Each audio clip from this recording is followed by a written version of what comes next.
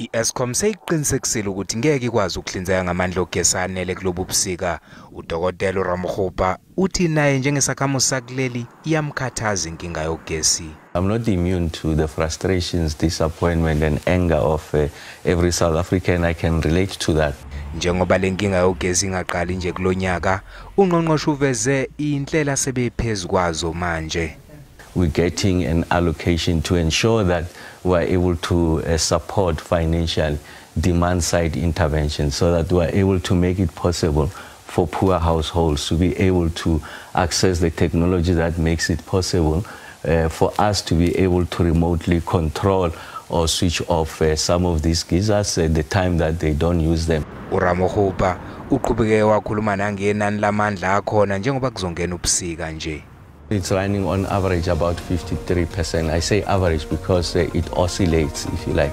And of course, Eskom has got a roadmap, a board-approved strategy to get that to 60 in 2023, and end of the calendar year, and then they go to 65%. So now we're at 53. So there's 7 percentage points short of that 60% mark.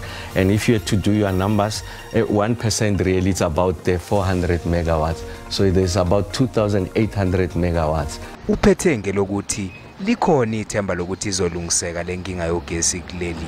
Silindo kuhle ngidi endabeni ze SABC.